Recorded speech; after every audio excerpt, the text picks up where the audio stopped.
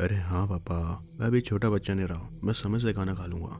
और वैसे भी मैं अपने फ्रेंड के साथ खाना खाता हूँ और बहुत ही जल्द हमारे कमरे के बाजू वाले कमरे में एक नया लड़का आने वाला है। विकास अपने पापा से बात कर ही रहा था कि इतने में उसे अपने घर के डोरबेल की आवाज सुनाई देती है।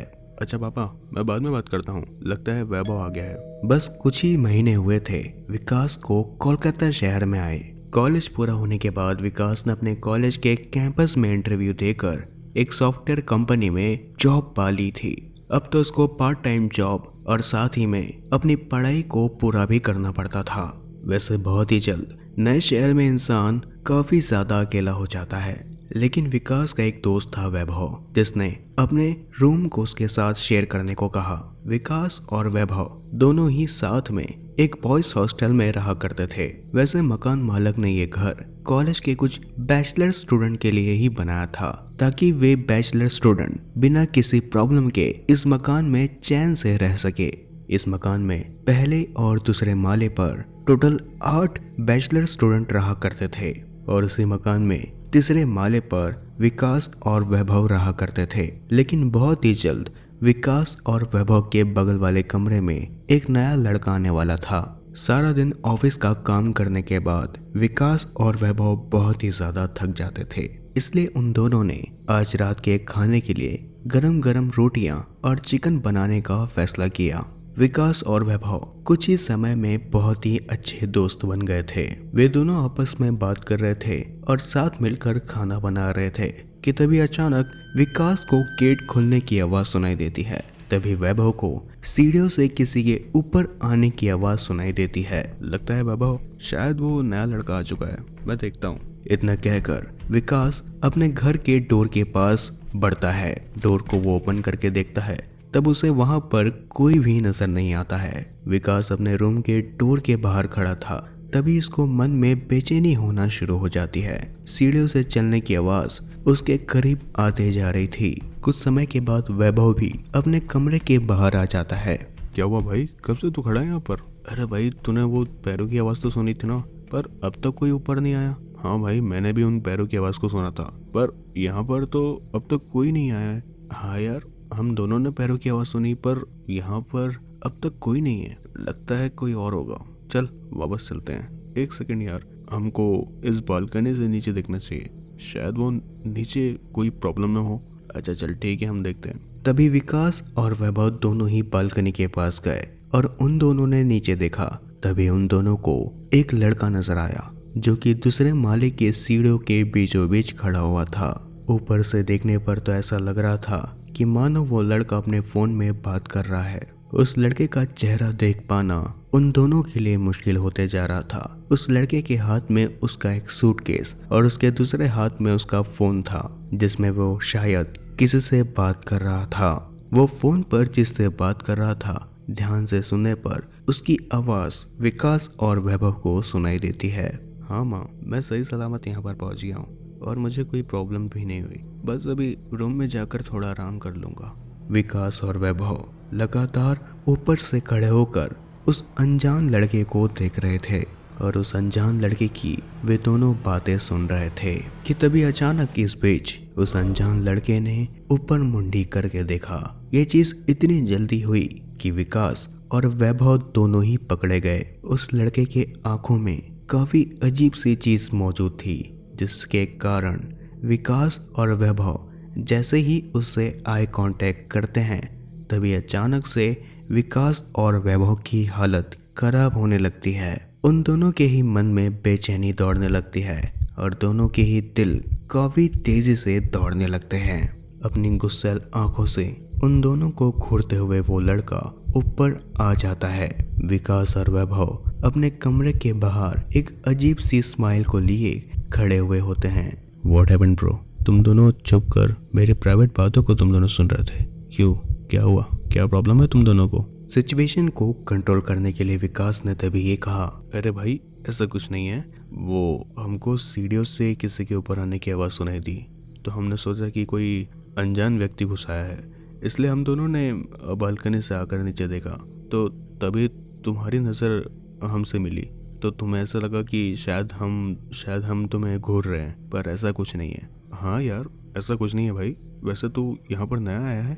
वैसे मकान मालिक ने ये बोला था कि कोई नया लड़का आने वाला है। बाय द वे मेरा नाम वैभव है और इसका नाम विकास। उन दोनों की बातों को काफ़ी ध्यान से सुनते हुए और काफी गुस्सैल भरी नजरों से उन दोनों को देखते हुए तभी उस अनजान लड़के ने ये कहा, मेरा नाम अभिषेक है। इससे पहले कोई और बात होती, तभी अचानक अभिषेक अपने कमरे के अंदर चला जाता है, जो कि वैभव और विकास के कमरे के बगल में था। यार वैभव, ये तो बहुत ही अजीब लड़का है। शायद लगता है कि अपने फैमिली को मिस कर रहा था। चल अभी खाना रेडी करना है, और वैसे भी कल सुबह ऑफिस जल्दी निकलना है, नहीं तो वाट लग जाएंगे हम दोनों की। तेरे को पता है ना कल हमारी मीटिंग है। हाँ यार चल। खाना खाकर विकास और वैभव काफी चैन की नींद से अपने कमरे में सो रहे थे। तभी अचानक विकास की नींद आधी रात में खुल जाती है। विकास को प्यास लग रही थी, तभी वो उठकर बिना लाइट्स को ऑन किए अपने किचन रूम की ओर चला जाता है। किचन रूम से लग के ही अभिषेक का रूम था। किचन रूम से पानी पीकर विकास अपने रूम की ओर लौट ही रहा था कि तभी अचानक से विकास को कुछ फुसफुसाहट की आवाज सुनाई देती है, मानो कोई मन ही मन में कुछ बातें बुदबुदा रहा हो। विकास कुछ देर अपने किचन रूम में ही खड़े होकर उन आवाजों को ध्यान से सुनता है। वो आवाजें विकास को अभिषेक के कमरे से सुनाई दे रही थी। ये बंदा आखिर इतनी रात को क्या कर रहा है, किससे बात कर रहा है और ये क्या बुदबुदा रहा है, जाकर चेक करना पड़ेगा। तभी विकास बिना कोई आवाज करके अभिषेक के कमरे की ओर जाने लगता है। कमरे का दरवाजा बंद था। तभी विकास ने उस डोर में लगे एक होल से अंदर झांकने की कोशिश करी। विकास कमरे के अंदर साफ तौर पे ये देख पा रहा था कि अभिषेक फर्श पे बैठा हुआ था। उसने अपने चारों ओर एक बड़ा घेरा बना रखा था, जिस घेरे के अंदर वो खुद बैठा हुआ था और सामने एक कैंडल उसने जला रखी थी। इसके साथ ही साथ उसने काला जादू करने की सारी चीजों को उस घेरे के अंदर ही रखा था। कुछ फोटोग्राफ भी उस घेरे के अंदर पड़ी हुई थी, जिसे कमरे के बाहर से देखना बड़ा मुश्किल होते जा रहा था। अपने हाथ में एक पेज को लिए लगातार अभिषेक कुछ मंत्र बड़बड़ा रहा था कि तभी अचानक अभिषेक ने उन मंत्रों का उच्चारण करना बंद किया और अपने आगे में रखे एक लाल रंग के डिब्बे को खोलकर उसने उस डिब्बे के अंदर से एक छोटे चूहे के बच्चे को बाहर निकाला। अभिषेक उस छोटे चूहे के बच्चे को लगातार काफी अजीब तरीके से घूर रहा था। उस छोटे चूहे के बच्चे को देखकर ऐसा लग रहा था कि मानो वो अपनी जान की भीख मांग रहा हो। फिर इसके बाद जो हुआ उसे देख विकास के रोंगटे ही खड़े हो गए। अभिषेक ने उस चूहे के बच्चे को अपने मुंह में डाल दिया और देखते ही देखते उसने उस छोटे चूहे के बच्चे को एक ही बार में निगल लिया। विकास, जो कि उस कमरे के बाहर खड़े होकर डोर के मेन होल से ये सब देख ही रहा था कि तभी अचानक अभिषेक ने तुरंत ही कमरे के दरवाजे की ओर देखा। विकास काफी ज्यादा डर गया और ये सोचने लगा कि भला अभिषेक को ये कैसे पता चला कि मैं उसे कमरे के बाहर से देख रहा हूँ। फिर तभी विकास तुरंत ही अपने कमरे के अंदर चला गया और उसने जोर से अपने कमरे का दरवाजा बंद कर दिया। अब विकास को ऐसा लग रहा था कि अभिषेक ने उसे कमरे के बाहर खड़े होकर उसे ये सब करते हुए देख लिया होगा। कुछ समय के बाद विकास को कुछ पैरों की आवाज सुनाई दी, जो कि अभिषेक के कमरे के अंदर से आ रही थी। फिर तभी अचानक से 2 से 3 बार विकास के रूम के दरवाजे पर किसी ने दस्तक दी। पहले तो 2-3 मिनट तक विकास शांत रहा और फिर कोई भी आवाज न आने पर उसने अपने कमरे के बाहर मेन होल से झांका और फिर विकास ने जो नज़ारा देखा उसके बाद तो विकास के पैरों तले ही जमीन सरक गई। अभिषेक, जो कि विकास के रूम के बाहर खड़ा हुआ था और वो लगातार ही विकास को उस मेन होल से झांकते जा रहा था। अभिषेक की उस शक्ल को देखकर ऐसा लग रहा था कि मानो वो अभिषेक था ही नहीं, बल्कि कोई वो पिशाच या फिर प्रेत आत्मा हो। इतना देखते ही विकास को तभी चक्कर सा आने लगा। उसका सर जोर जोर से घूमने लगा। फिर एकदम से अचानक विकास की आंखों के आगे अंधेरा सा छा गया।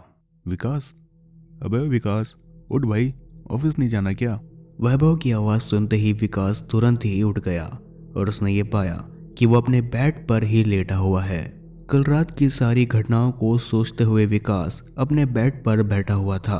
विकास को ऐसा लग रहा था कि ये सब सच था या फिर उसका भ्रम। भाई क्या हुआ, तबीयत तो ठीक है ना? कुछ नहीं यार, शायद कल रात कोई बुरा सपना देख लिया था मैंने। अबे यार क्या भाई। अच्छा एक काम किया कर, तू रात को सोने से पहले हनुमान चालीसा सुन लिया कर, शायद तुझे ये बुरे सपने आना बंद हो जाए। और इतना कहकर वैभव वहां से चला गया। कुछ समय के बाद वैभव और विकास ऑफिस जाने के लिए अपने कमरे से बाहर आए। वो दोनों ऑफिस जा ही रहे थे कि तभी अचानक उन दोनों ने सीढ़ियों से आते हुए अभिषेक को देखा।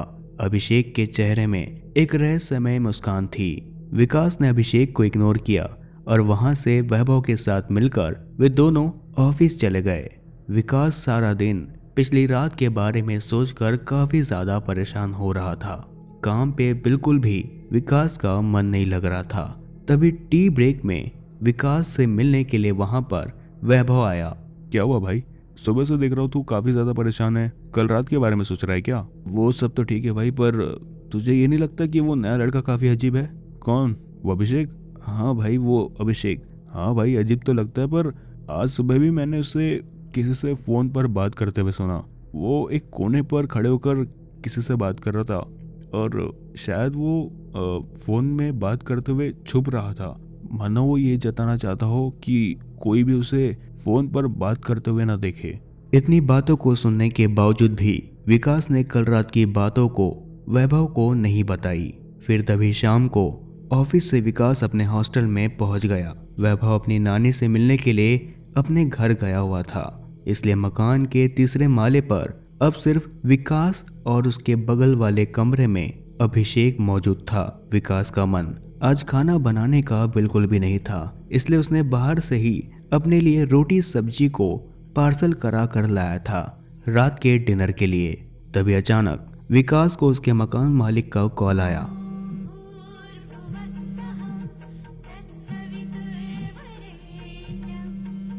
हाँ अंकल बोलिए, कैसे याद किया आपने? अरे विकास बेटा कुछ नहीं, बस ऐसे ही तुम्हारा हाल चाल पूछने के लिए मैंने कॉल किया। अरे मेरा हाल चाल अंकल बिल्कुल फर्स्ट क्लास है, आप बताओ आप कैसे हो?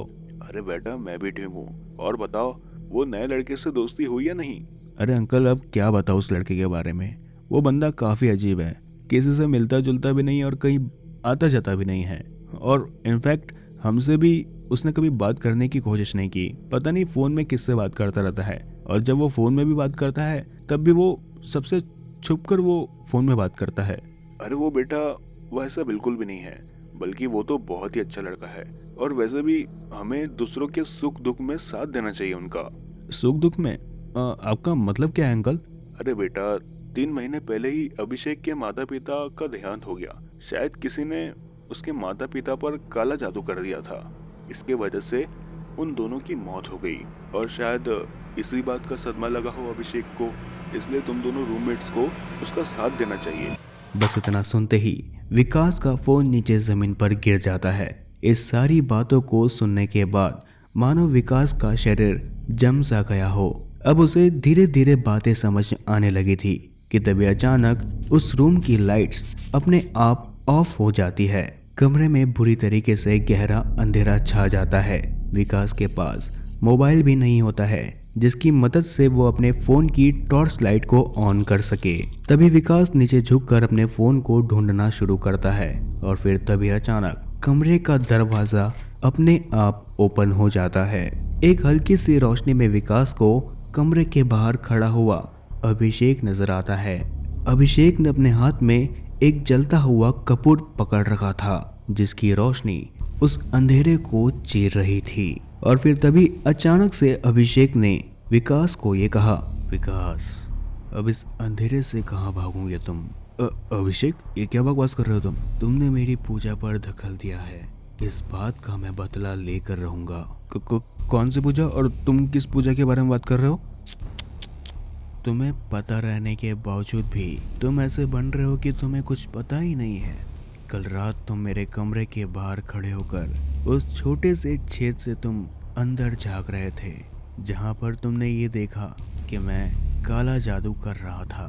मैं अपने माता पिता को बुला रहा था, उनसे बात करने की कोशिश कर रहा था, पर तुम्हारे वजह से इस क्रिया में विघ्न आ गया। कल रात तो तुम मेरे हाथों से बच गए, पर अब मैं तुम्हें छोड़ूंगा नहीं।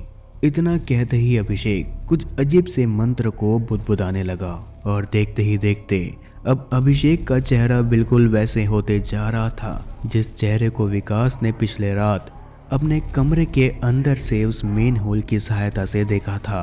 अभिषेक का चेहरा अब अभिषेक की तरह लग ही नहीं रहा था, बल्कि अभिषेक अब किसी प्रेत आत्मा की तरह लग रहा था। इतना डरावना चेहरा देखने के साथ ही साथ विकास के हाथ पांव जम गए थे कि तभी अचानक अभिषेक ने विकास पर हमला कर दिया।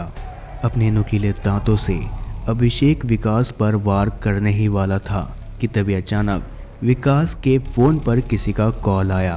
फोन की रिंगटोन पर गायत्री मंत्र लगा हुआ था, जिसको सुनते ही अभिषेक ने अपने कानों को बंद कर दिया और जोर जोर से राक्षसों की तरह चीखने लगा। बंद करो इसे, मैं कहता हूँ बंद करो। मैं तुम्हें छोड़ूंगा नहीं। तुमने मेरे विद्या पर दखल दिया है, अब तुम्हें मौत मिलती रहेगी। बंद करो इसे, बंद करो। इतना कहने के साथ ही साथ अभिषेक वहीं पर बेहोश होके जमीन पर गिर गया। अगले दिन अभिषेक की आंखें हॉस्पिटल में खुली। डॉक्टरों का ये कहना था कि अभिषेक को दिल का दौरा आया था। अपने माता पिता की मौत की बात उसने बर्दाश्त नहीं की थी, जिसके कारण अभिषेक को जोरदार सदमा लगा था। पर विकास को सारी सच्चाई पता थी अभिषेक के बारे में। अभिषेक तो तंत्र मंत्र की विद्या करके अपने माता पिता से बात करने की कोशिश करता था, पर वहीं कोई दूसरी ही प्रेत आत्मा अभिषेक के शरीर को अपना शरीर बना लेती थी।